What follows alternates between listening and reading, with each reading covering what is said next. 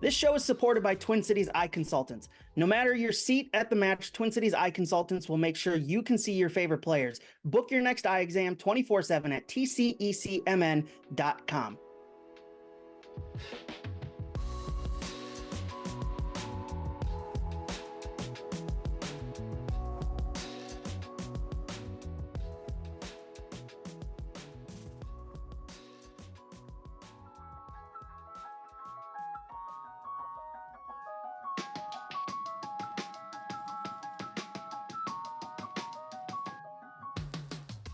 Welcome in, Loons fans, to another edition of the Matchday preview presented by Twin Cities Eye Consultants. Jonathan Harrison here, joined once again by Manny Lagos. Manny, how you doing today? I know we're all ready for the season opener when a bucket of snow drops on the ground across the state. It just feels nothing speaks more to an MLS season opener than a bucket of snow on the ground.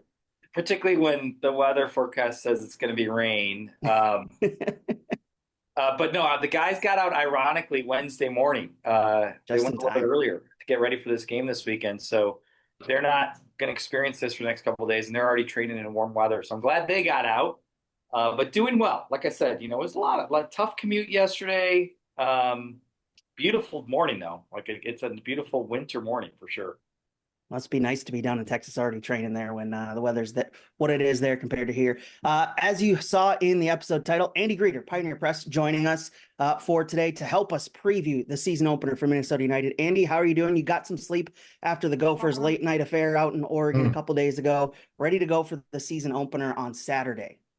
Yeah, I'm looking forward to it. Like you said, it's just exactly how you expect it to be: green grass outside, just spring weather. Just nothing but good vibes out there. So yeah, I think it'll be interesting to see the fact that they plan to get out to Austin early, and they're going to do that, I think, for the third game as well when they go back on the road. I think just given the fact that the conditions are like they are in Minnesota, if they're able to get to the team they're playing and get some training sessions in and get acclimated to the culture and get outside and get some good vibes going, I think that's what the team needs. So I'm glad they're switching up the schedule a little bit this year.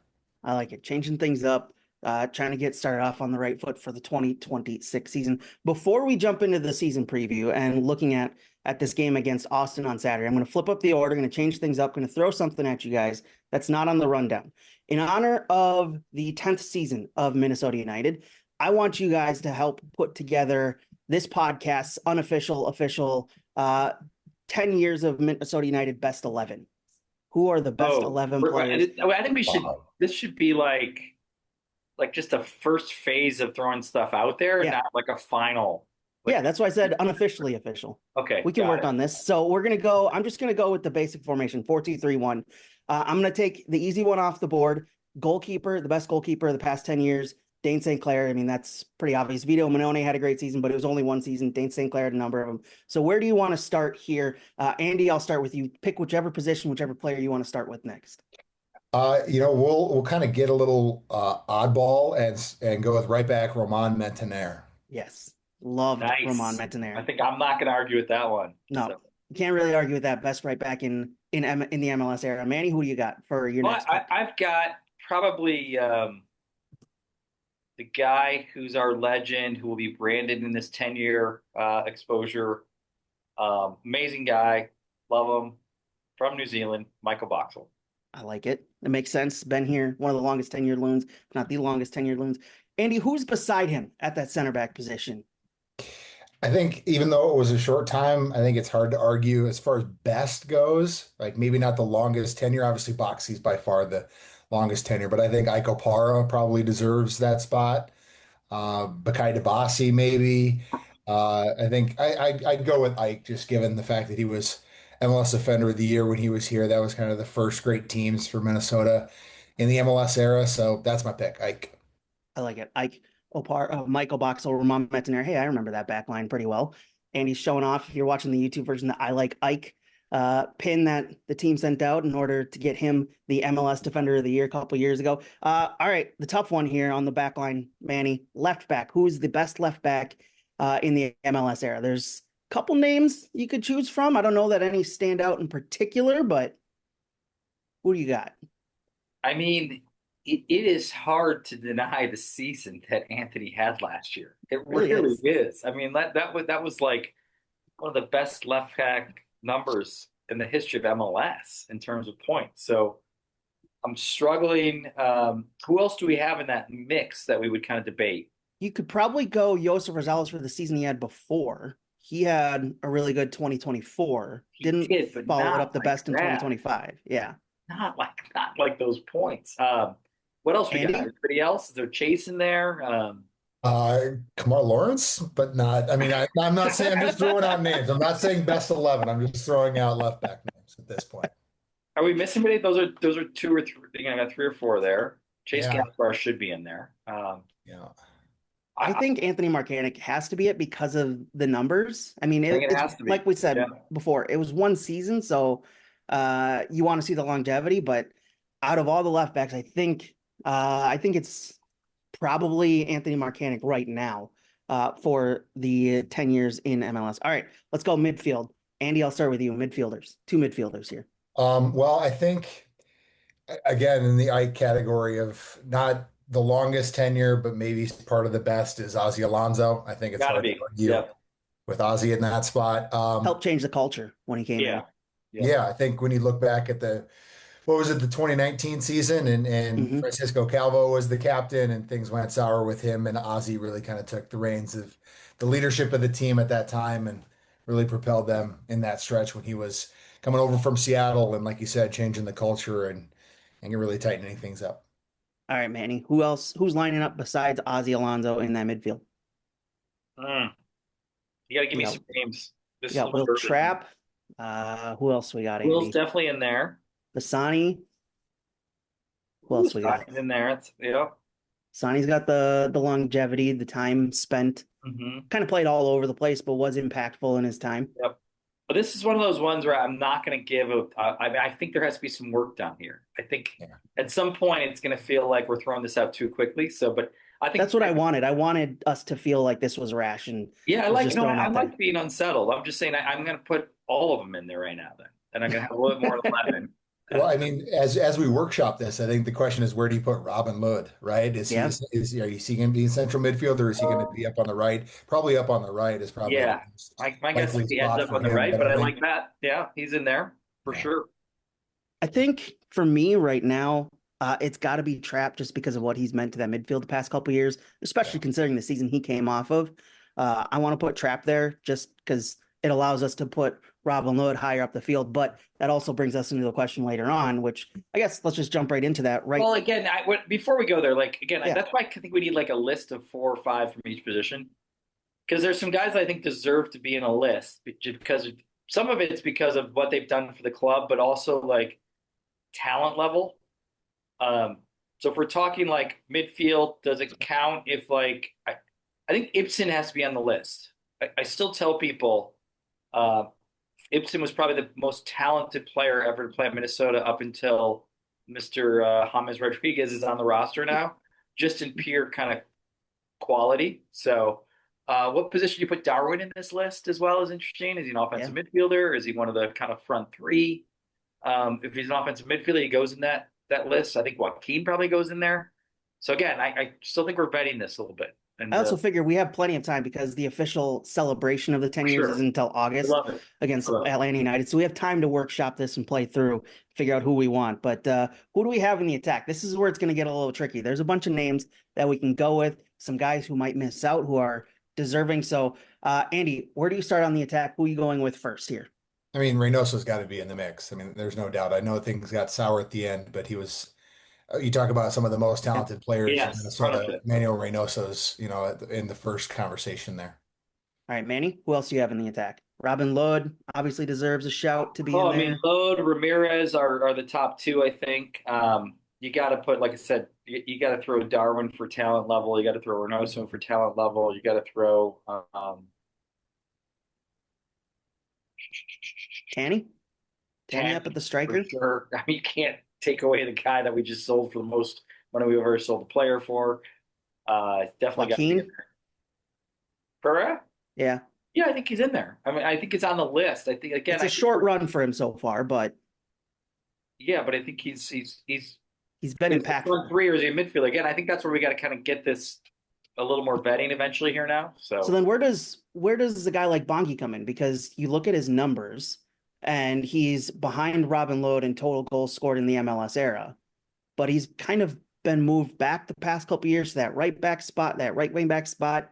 Hasn't played much in the attack lately, but when he was in the attack his first couple years here, he was incredibly impactful and deserves a shout to be in the attack here. But like we said, we've got a lot of names to go through here, Manny. oh yeah, I think Bongi's got to be in the conversation. You got to It's going to figure be out. a nice bench, that's for sure. Oh yeah, Yeah, we could do starters and bench, or we could do like a all conference team, like first team, second team, honorable Yes. mentions, as we Yeah, start to vet the whole thing. I like the first team, second team idea because, I still think that means we got to go back to the system we're going to play because yeah, that might determine how many people we can shove in the midfield or up top. So yeah, Yeah. we'll I think workshop this. I'm tasked with coming up with the Big Ten, all Big Ten team, and they are fluid with it. They're just like, at least have a team that could be on the court at the same time, right? It can't be five guards. It can't be seven attackers. It's got to be something that is representative. You can have three at the back, five at the back, whatever it is, but just have it be representative of something that could be on the field or court. I think it's I kind of like it. Although it's the easier in basketball, isn't everybody everything now too? So it's a little bit, Yeah, right. I think, yeah, you need at least somebody that can, guard the post and grab yeah, an offensive rebound. But yeah, I think it's, like the game of soccer, it's kind of evolving and yeah. there's position flexibility out there. Yeah. So here's what I got so far in our first run of this, and we'll come back to this later on as the season progresses, as we get closer to the official celebration, and we want to make this our official list. DSC in goal, Ant, Ike, Boxy, Metnair. That's a heck of a backline. I like that one. Trap, Ozzy in the midfield, and then your attack is something looking like Tanny, Darwin, Reynoso, and Load for me. That's kind of what it looks like right now. Yeah. And then your bench would obviously feature Pereira, Dabasi, Bongi, bunch of other names on there. So Christian Ramirez. Like you said. Ramirez is on the bench, yeah, for sure. I like this it. list. Good All right. start. Good We'll start. keep working through that. Let's jump into the season opener, moving the Loons up the pecking order here on our rundown. Minnesota United at Austin FC to kick off the 2026 regular season for Minnesota United. 7:30 p.m. kickoff, 7 p.m. pre-match show with Dan Terra and myself on the radio side, 1500 ESPN, Score North mobile app, 1500ESPN.com. Looking forward to the first game of the season here. Guys, your thoughts on what we've seen in the preseason and how it stacks up for Minnesota United getting off on the right foot on Saturday. Andy, I'll start with you. Yeah, I think the first game was encouraging as far as, getting some goals, the way they scored the goals. I thought the third game was intriguing in the fact that you could see a little bit more of what I think Cam Knowles wants in this team, a little bit more attacking, a little bit more high press, a little bit moving the lineup, defensive lineup a little bit. I think you saw some of the principles that he wants kind of come to fruition in that game, even though the result wasn't what they wanted. So I think it was overall a pretty positive preseason in the fact that they got some things that they liked, got some things to work on. And I think most importantly, with any preseason, you're mostly healthy. I think the only real significant issue is Dominic Fitz, who is dealing with a medical condition, and he pretty much missed the whole thing. But other than that, I think they were able to stay pretty healthy, and that's, I think, the most important thing. Manny? Um, I was down in Palm Springs and just to pull it back a little bit, like almost like the wake up, it's game day is coming on Saturday. And I still need to wake myself up because I got to Palm Springs and I was like, boom, got to watch two games, start talking about what's going to happen, tactics, starting lineups, guys were in form, injuries versus health, all that kind of crazy stuff. And my brain is like, holy cow, we start the league this Saturday. And like, I want to pull it back to say, I cannot tell you how excited I am now. When I was like the last time we did the podcast, when I was like, oh, uniforms look great, blah, blah, blah. And like, record number of transfer money spent on MLS. The league is still like in this kind of epic growth phase of kind of just everything, whether it's the branding, the players on the field, the goals of becoming even a bigger global league.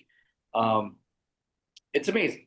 And then I throw into like, how does Minnesota start the season, start competing. And I get nervous because I'm like a fan too. And like every year you've got to like bring the guys together. You got to get them to be all these kind of like baseline skill sets. And then you got to hope that they figure out how to win on the field every year. Even it doesn't matter what kind of roster you have. So ultimately, I'm pumped. I'm just excited to see how it goes based on Cam and the group putting a ton of work in, and the staff and the guys put in the field. And we've got obviously a major Colombian star to throw into the mix to see if we can give a spark in a different way that we played the last couple of years. But overall, I think we've looked very solid defensively. We've had some individual performances in preseason that were outstanding. I think that allow us to feel settled, in terms of how we're going to go about dealing with teams' attacks. We can go into Austin. And then for us, it'll be exciting. I think Calvin was really sharp this preseason. I think Bongi's a little bit higher up the field. I think the combination of Pereira and Chancalay has been really exciting. Sneakily, I think, that's one where I don't want to say from game one, but let's give it a month of seeing how those two evolve together, because that could be a really dangerous pairing. So yeah, in the end, very excited. Like I said, I can't believe it opens up this Saturday. I think we're in a good position to compete on the road based on how we play. Yeah, and I know one of the big questions going into the season now that Eric Ramsey is off at West Brom, and now it's Cameron Knowles' era as the head coach of Minnesota United. What are the tactics? What are the formations we're going to see, Andy? From what you've seen in the preseason, what you've seen at practices, what do you expect to be different this season for Minnesota United than what we saw the past? Dominic, what a great question, buddy. I like it. Put it on Andy. It's a good one because he knows the answer here, so he already got it. With Manny in the room, and you come to me on a soccer tactic question, it's like, man, I can't. I'm not the you're money, Andy. person on this Zoom call to answer this. You know these tactics. You're good. Oh gosh, you're great. You watch Tottenham week in and week out. You're good. Yeah, I know what doesn't work. How about that? I think the most obvious thing is going to a back four. I think Eric, was doing a back five, and I think we see a back four with Cam. I think two center backs, two outside fullbacks. Obviously the wing back model that Eric Ramsey had is going to be a little bit different here this year. I think you can still see one of the fullbacks staying back and one kind of getting higher. That's kind of what Eric was doing, and you can see that with the way this team is set up. I think you start to see a kind of a two-man midfield. I think you still kind of see that with Trapp and Nectar Triantis. I think you see three attackers underneath a striker. So I think when you get higher up the pitch, I think you see some similar things to what was going on before, but I think some new touches that Cameron Knowles is putting on it. And I think that is kind of what he set out to do, is kind of keep some things very similar and tweak some things that want to do a little bit differently. So then let's ask you a question that I know you will know, because I've seen you been tweeting about this and writing about this over the past couple of days. Availability. Who are we expecting to be available for this club on Saturday, Andy? I know some green card situations, some work visas are still being worked out. So who, according to your latest reporting, is going to be available on Saturday? Yeah. So I think to Manny's point, Tomas Chancalay is going to be available. He missed that third preseason game, so we didn't get to see the combination between him and Pereira in that one, but he's got his green card. He's off an international roster spot. He's returned to training. I think that given the fact that he was in that starting 11 for that first preseason game against Kansas City, I think bodes well for him to be in the attack going forward, because I don't think we're going to see James Rodriguez. He was able to get his work visa on Wednesday, but I think the timing is going to be a little bit too tight for him. I think he still is at the beginning stages of his preseason, so it's too much, I think, unlikely that he'll play this weekend in Austin. So I think it's a matter of what that combination is going to be up in attack. Joaquin, Thomas Chancalay, Bongi, Kelvin. I think that those four could be the most likely guys that you see on the field. Manny, for you, we've talked about Chancalay here a couple times already, so let's continue on that conversation. Is he, outside of James Rodriguez and what he could potentially do, is Chancalay in line for potentially the most impactful transfer this offseason for Minnesota United? Oh, I mean, I still think in the weird way, all the transfers are impactful. I think he's sneakily important for the goal of evolving in terms of having more numbers forward. Because he does one thing, I think, really well that we haven't quite had in the roster, where he really wants to get forward and sometimes crush a ball or get a goal or an assist. And not that Joaquin's similar, but I think Joaquin's a little bit more of a two-way midfielder where he'll but work both ways and try to just get assists maybe sometimes. So I think he's important in terms of players who are hungry to get in the box, to create goals, to create assists. You know, that's it. Yeah. Yeah. I mean, I don't know if he's the most important transfer. I think it's early, but I think it's an exciting transfer because it builds into how we want to maybe transition to a more balanced attack and Yeah. defense for sure. And he allows So, that, which is yeah. important. You know, So again, there's some guys not playing that may allow that too. Peter Stroud may be a good one in the future to allow that as well. yeah, helping out with some midfield depth there. Guy we haven't been able to talk about because it wasn't official by the time we recorded last time. Kyle Duncan signed, defender, former New York Red Bulls defender. Manny, what does he bring to Minnesota United? What's the scouting report for Minnesota United fans on Kyle Duncan? Yes, former Red Bull, 28 years old. I love the age. It means he's kind of at that point where experience and athleticism and professionalism are all kind of being combined. Very fast, very up and down, very athletic. Good defender. Again, somebody who's had a lot of good experience in the league. Just really like the signing. I mean, that's an area where if we do start playing a back four more, and that looks like it's going to be, although I'm really curious. The exciting thing about having a new coach again is you get to talk and see their own habits grow. And like Cam may play both back four and back five throughout the year. Maybe one game this, next game back five. So long story short, I think Duncan's another great signing because he's very similar where he can play a back four, back five. And we got Bongi that has done the wing back. Now this really allows Bongi to go forward more because we got DJ and Duncan. We got two kind of good defending outside right backs and a back four. So I think if you're pro Bongi from where he played in the field a couple years ago, this is a great signing for your fandom because now Bongi's officially probably anytime it's a back four higher up the field. Just a good signing, good right back. And I love how I think he's still in the trajectory of his career where he's putting everything together from what he's learned the last couple of years. Yeah, it's an interesting signing because it also asks the question of what the club's going to do with Jefferson Diaz, who we saw in that first game against Kansas City play that right back position. We've seen him do that from time to time. So how do we expect Kyle Duncan to fit in here? What's the right back position? I know that's been a position that's been a big area of question over the past couple of seasons. What's that look like for you based on the depth chart going into the season opener? Yeah, Jefferson Diaz was able to get his green card, and it looks like he's going to be hopefully back with the team here this weekend. We'll ask Cam tomorrow about where things stand at right back, but I would probably say Jefferson Diaz is the most likely. I don't have a sense of where Kyle Duncan is in his preseason. He wasn't signed until I think that second preseason game, so he's a little bit later in that. But it's a very important position when you look at this weekend because Facundo Torres usually plays on the left. So who the Loons right back is going to be very important to try to shut down the new Austin attacker. So yeah, I think it's probably the biggest unknown going into this weekend is who plays right back for Minnesota. And like I said, it's very important given who Austin has on the corresponding side. And that transitions us to talking about Austin because it's obviously not just Minnesota United on the pitch. Manny, plenty of new additions for Austin. Facundo Torres, as Andy said, Josef Rosales from Minnesota United over to Austin. Yes. Yeah. And then Jaden Nelson, speedy winger for Vancouver last season, now in Austin. You also have Brandon Vasquez back from an ACL injury last season. So that looks like on paper their attack should be pretty good. But again, we said that last year and it didn't play out. They only scored 37 goals in the entire season. So what do we expect from this new look, I guess, Austin side, Manny?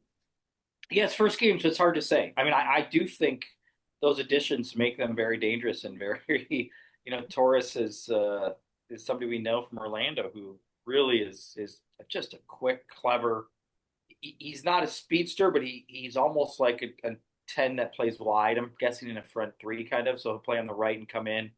And he's very dangerous. He's somebody that can create. I do think Jaden Nelson is somebody we have to be aware of because I think he's always played really well against us. He hasn't put up maybe the point totals that expected given how fast he is and how quick he is, but it's a good signing for them. So I think if you add in Vasquez, that's four guys for three spots hungry to play. Those are good signings. I think it's really important that we deal with them offensively and see where the game goes. And that's kind of now I'm going not to just the roster, I'm going to maybe how we're going to deal with the game. But I do think it is important that we win the midfield. Ilya Sanchez are getting older. I think we got to run him around a lot. Joseph might be in the midfield as opposed to where we saw him in the wing back or left back position. So we've got to really get at him and Pereira and really move that ball. So I think that'll be a key spot for us to win the game, is to win the midfield. Andy, do we expect Owen Wolff to have the season he had last year? I mean, 7 goals in MLS play, was one of their best players last season, got a new contract this offseason, I believe. So he's been an impactful player for them. Obviously, we know his dad is an assistant coach for Minnesota United now, used to be the head coach there. Do we expect Owen Wolff to continue on now that he's got a little bit more attacking threats in front of him? Yeah, I think his career trajectory shows that he, can probably do something very similar again.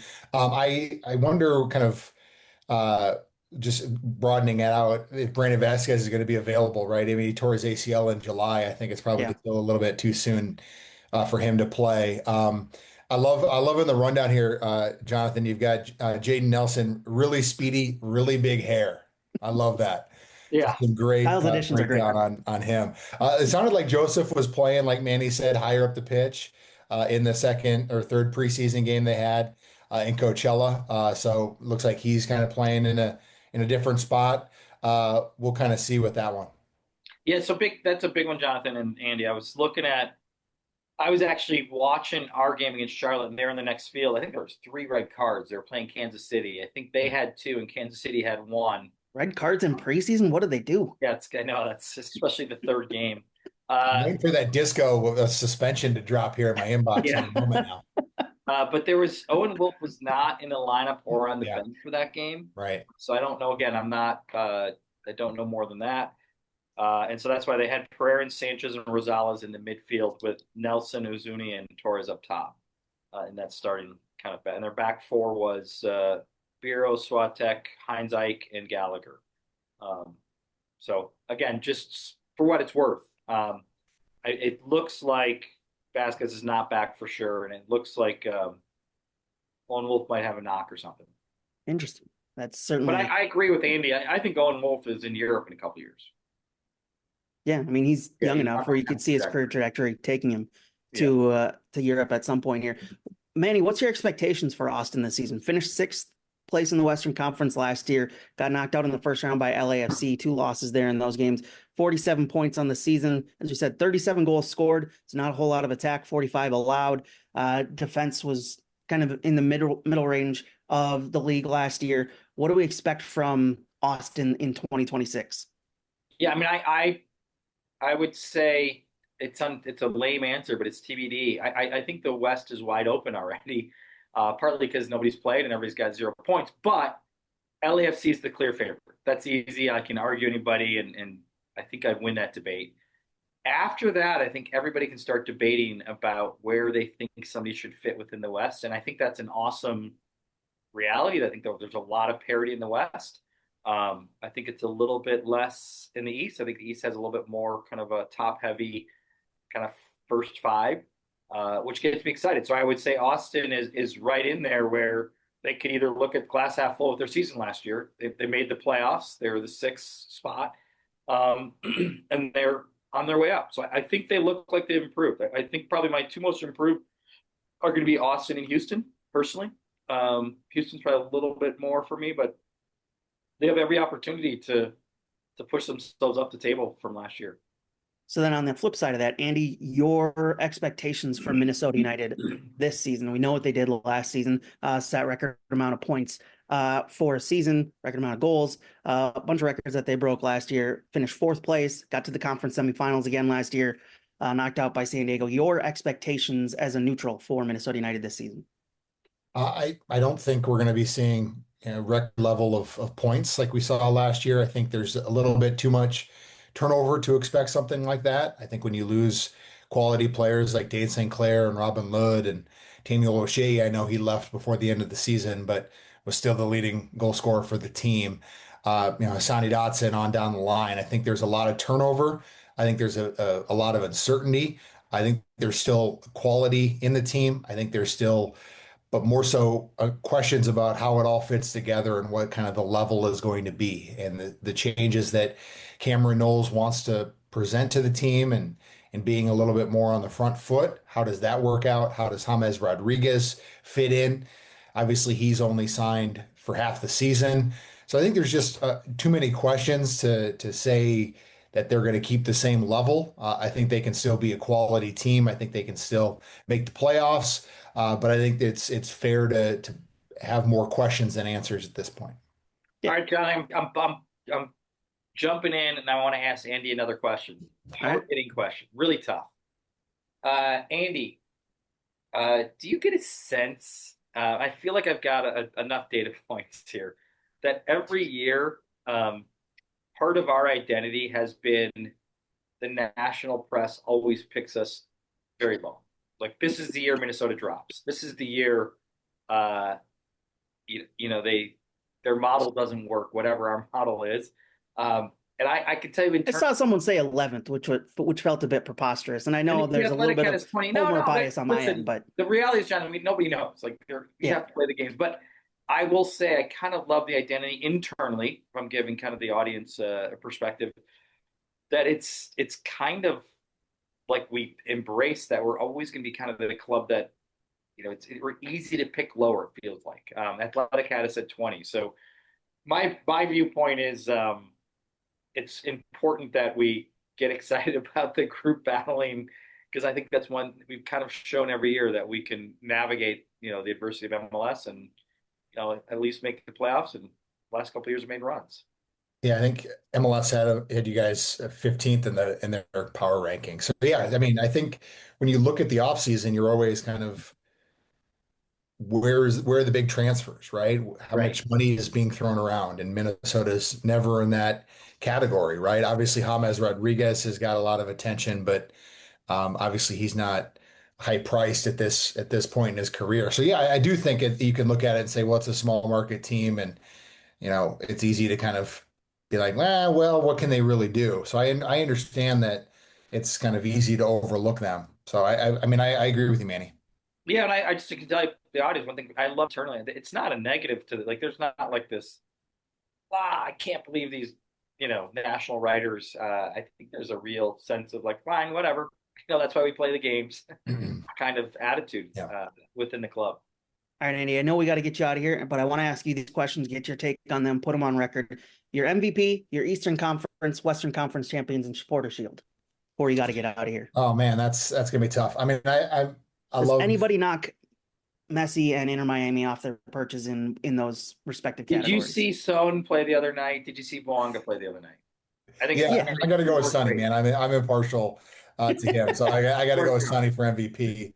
And yeah, I think LAFC for the West, and I think Cincy for the East. Our opener. Yep, the home opener. Yep, and then I think probably LA for Supporters Shield. I think. I mean, I don't know, man. It's hard to argue with what Miami was able to do this offseason. They just continue to reload. So I'm kind of second guessing myself right after I said it. But either Cincy or Miami for the East and Supporters Shield. I like any non-Miami picks, just throwing it out there because it feels like everybody's going to pick them. And, as you said, rightfully so with how they restocked and reloaded this offseason. But anytime someone picks someone other than Messi or Miami for those awards, I like it. Andy, appreciate it. Appreciate you stopping by. We'll get you out of here about a minute or two early. It is imperative that you read Andy Greder's work over at the Pioneer Press. Do support local journalism that covers this team really well. We appreciate your work, Andy, and I appreciate you stopping by. Yeah, thanks for having me on. I got a story on Joaquin Pereira and Thomas Chancalay, how they grew up probably 40 miles away from each other, played on the Argentina under 20 team, and I think you kind of see the connection that they have based on the history that they know each other well before their time in Minnesota together. So check that one out.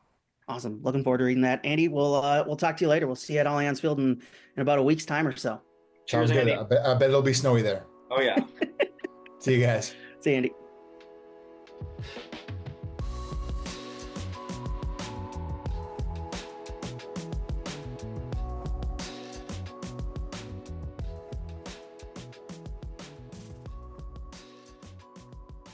Join the family as an MNUFC season ticket member in 2026 and enjoy the best prices on the best seats, a 10% merch discount, a free Apple TV subscription, and all sorts of additional exclusive perks. Memberships start at just $500. Learn more at mnufc.com/season tickets.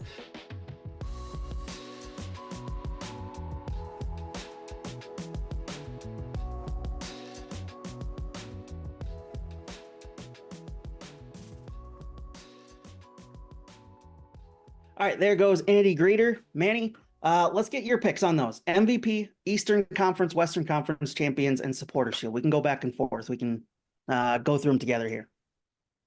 Start with MVP.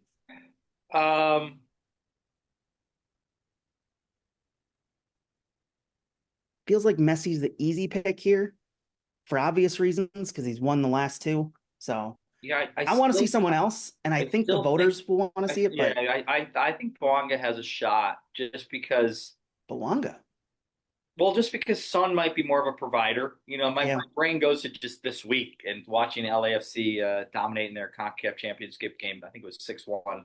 By the way, that Martinez kid looked outstanding, the young Venezuelan. I think he's going to be another player at a much higher price point in Europe here in a couple of years. For LAFC, Devin Martinez? Yes. Finally getting it together. Yeah, he looked really good. I mean, it was kind of a game where they got up early. I mean, not an easy place to play in Honduras, but he looked really sharp. And again, he's so young that obviously you think every year he's going to get a little bit. Yeah. I probably going to go with Bouanga then, based on Son's delivery. I think LAFC is the favorite in the West. Miami has to be favored in the East. So there you go. That's pretty. Okay. Supporter Shield, I'm going to go with LAFC probably. I like it. I feel like that LAFC for Supporter Shield makes sense because Miami, as you said, they're in the tougher conference. Eastern Conference is stacked at the top. It's gonna be kind of a bloodbath over there when the top teams play. So they're gonna take points off of each other. LAFC in, I don't want to say a weaker conference, just a more open conference in the West. It's different. Yeah. I mean, it is. Yeah.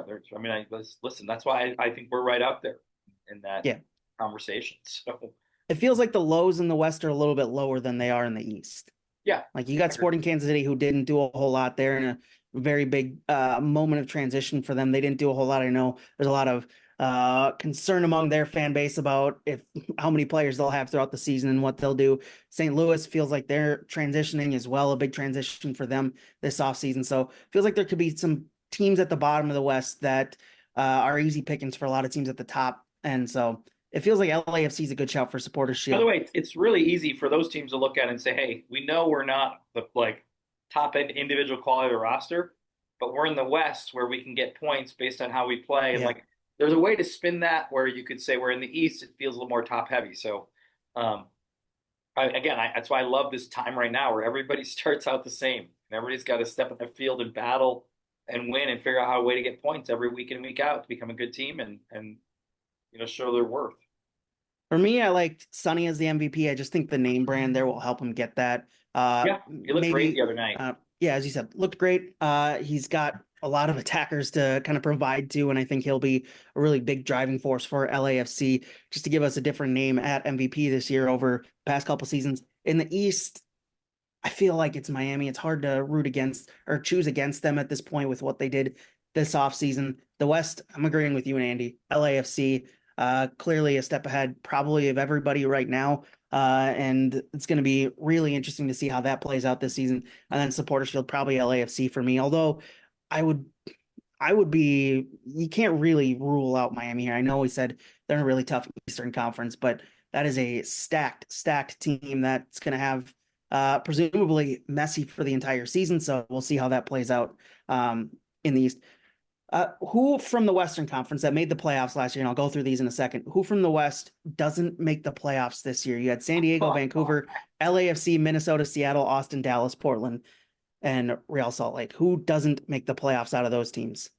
Oh, man, you're throwing me for some Luke questions that I probably won't answer right away because I need probably need about a month of watching.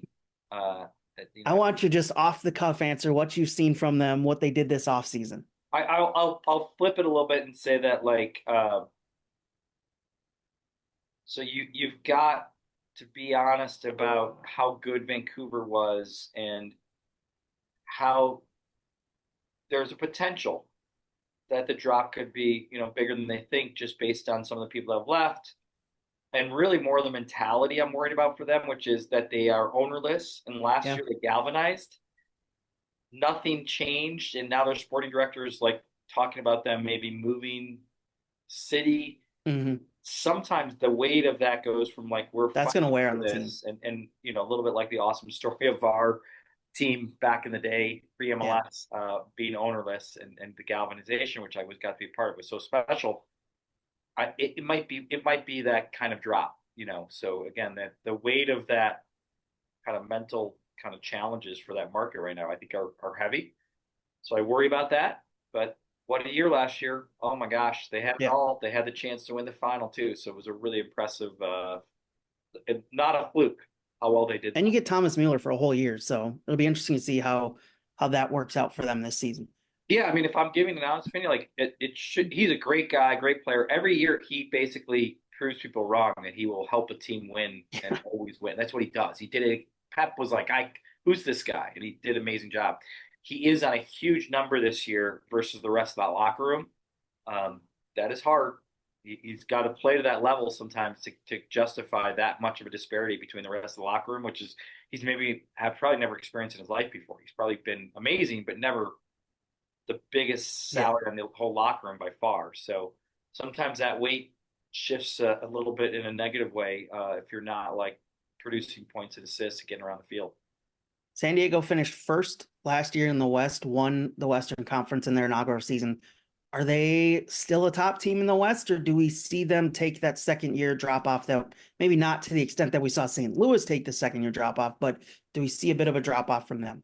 Well, what's fascinating to me is like if anybody's followed this kind of pre-MLS where we have these CONCACAF games over the last two Hmm. weeks, um, the MLS is dominating. Yeah. It's just been, oh my gosh, what the rest of the team, we have dominated. And I think the most impressive, even with LAFC, winning in Honduras 6-1 last night or 2 nights ago, I think. San Diego taking on Pumas and really working them over. 4-1 at home, and I think they only lost 1-0, kind of an innocuous game to win the two-legged series. No, I mean I think they're right in the mix. I think there's gonna be some weight with the Chucky Lozano saga. They have him sitting on Hmm. the sideline, a big salary, um, because that's a heavy weight on the club for to kind of have that kind of investment and not work out. But they look like they're gonna continue to be one of the teams of the West for sure. I'll go back to the question I asked before, and I'll answer it here. I think Houston makes the playoffs because of what they've done. Also, I'm a huge Mateusz Bagusz fan, just great name. So Sure. excited to see him back in the league. I think Houston makes the playoffs, and I don't think Dallas do. I'm not excited by what Dallas did this offseason. I think they drop a little bit.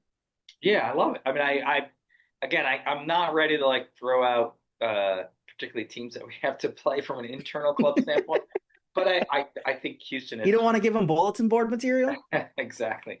I think Houston has made some big strides and some big signings, and I think Ben Olsen probably is as excited as he's ever been for the roster going into the season. So, all right, I saw in our rundown too. You were talking about games this weekend. Yeah, we got I'm plenty of excited about games. that. What are your top games to watch? Ooh, let me look through these. LAFC Miami, obviously top choice there because Unbelievable. top two teams. Yeah, I mean, And that's global yeah, audience watching that for sure. at the Coliseum. So that'll Yeah. be massive. I'll be very interested to see that one. I'm interested in LA Galaxy, New York City FC. I want to see what the Galaxy are. I want to see New York City how they come out this season. Also, I'm just in love with their full kit. It just as I said last week, it looks amazing. So I'm interested to see what LA Galaxy are because I know there was a lot of talk about how they can bounce back from last season, how the last half of their season, once they finally got their first win, after that, they were one of the better teams in the league. They just put themselves in too much of a hole to dig out of. But then you go and lose Ricky Pooch in the preseason again. So that's going to weigh on them as well. So I'm very interested to see what the Galaxy can do and whether they bounce back or whether it's another playoff-less season for them. And then I'm not as interested. I mean, they got to prove it to me first. Not saying they need to have some games under their belt, which they might do. I mean, again, they've got still a really good roster. So, but I'm just to throw it back at you. That's not going to be until they prove that. I think just storyline wise, because we know how much Yeah. the Galaxy are talked about nationally, whether it's going to be another season like they had last season or whether they're going to be a little bit more competitive. Elsewhere, as I said, Houston, really excited to see them. I want to see what Chicago is. That's exactly right. I think Houston Chicago is a fun matchup, given that I think a lot of people pick those two teams to make some big strides this year. Yeah. And both teams are writing some big paychecks as well to make those strides. Any that interest you that stick out? I think the Houston Chicago game is one that I like. I think the Cincy Atlanta is just, like the Messi and probably gets all the attention in the East. Atlanta and Cincy have been spending a ton of money over the last couple of years. Cincy has worked out, but it hasn't quite come together to make that run to win the East in the playoffs. Atlanta's gone the other direction. So this is amazing with Tata back in the league. Probably one of my favorite coaches to watch ever, like on the sideline, and just the kind of demand he puts on players. And is that old school way of doing it still work? Or is it going to kind of be another year where Atlanta kind of peters out based on, just trying to go back to the well versus try to kind of evolve? So I love the Atlanta Cincinnati matchup, but there's from a global perspective, that Miami LAFC, that'll be a massive global audience watching that game. Tata's return is a storyline I'm very intrigued to see and follow throughout the season how that plays out, because you don't often see when coaches go back to places they've coached before that it works out oftentimes. I mean, there are some instances where it does, but oftentimes it really doesn't. So how does Tata's return in Atlanta work out, considering for once, I don't think they actually spent a whole lot of money this offseason compared to what they'd spent last year, which was a record-breaking amount for one team. But so I'm interested to see what Atlanta can do, whether they can bounce back with Tata Martino back in Atlanta. And then Cincinnati, as you said, they're going to be competing at the top of the East. And can they lay down a marker? Can they lay down the calling card for the East and kind of send the message to the rest, and especially Miami, that it's not just going to be a cakewalk. You're going to have to go through us to get to the Eastern Conference this season. I'm very intrigued by that. I agree. And you got, by the way, that's our home opener. We know these first 5 games are, this is a real start to the MLS season for us. This is, I feel like this might be the hardest first 5 games we've had in the history of the league. No doubt. It's a really tough start to but I love it. Again, I don't win or lose. I still think we'll learn a lot about who we are and where we're trying to go for the year. And so I think there's a lot of adversity that's coming, which I think will be good for us in the long run, no matter what. Yeah, just looking at those first 5 games again, Cameron Knowles, welcome to head coaching, sir. The real stuff starts. Austin, Cincinnati, Nashville, Vancouver, and Seattle, and all 5 of those were playoff teams last year. So, going to be a really fun start to the season. Looking forward to this. Looking forward to seeing what Minnesota can do, and can't wait to get it started on Saturday. Dan Terra and myself, as I said, on 1500 ESPN, 7 p.m. pre-match show, 7:40 kickoff for that one. You can also watch it on Apple TV. No longer have to go through and get a secondary subscription. It's all right there under the Apple TV banner. Looking forward to. So many friends that are so pumped by that. Just turn on Apple and you have it, right? Yeah. Looking forward to the 2026 season. It's here, and second shortest off season we've ever had. And looking forward to this, Manny. It's already here. It's already back, as you said. Oh, it is, and it's a big one this weekend. Like I said, I still think a key to the game is just absorbing the energy and kind of new offensive kind of ideas that Austin has. Again, I think their back line is TBD and how well they'll play together and improve from last year. So we've had some great battles last year, by the way. We've got to remember that Open Cup was just devastating for us. It was and it was a great battle by them, and I thought we still had them, particularly in that second half, and we didn't quite get across there, and they made a great run. So I feel like last year was a little bit more of a push just because they got us in the Open Cup. I think we got them more at Austin and a tie at home, I think. So overall, traditionally we've had some great success of late in Austin, but they've given us some good games here as well. So it's off the top of my head, the last two down in Austin we've taken. Maybe it goes back longer than that, but the last two I know for sure. And one of those, Cameron Knowles is the interim manager of. So like that. I remember that day. That was a fun one. Oh yeah, that was a great finish to that game. That was a fun one. Oh yeah. But season's here, Manny. Looking forward to this, and we'll talk to you next week, wrapping up or reviewing this game and then previewing that home opener. Yeah. And guess what? We might be doing this in person next week. So let's go. I love it. Up at the podcast studio. So looking forward to this. Loons fans, join us on the radio side. Join us on the TV side as well. This Saturday, 7 p.m. pre-match show, 7:30 kickoff for that one for the season opener for Minnesota United at Austin FC. Thanks to the production staff, Grace Dearson, Kyle Hayward, Evan Antler for putting this on every week. And Loons fans, we'll talk to you next week.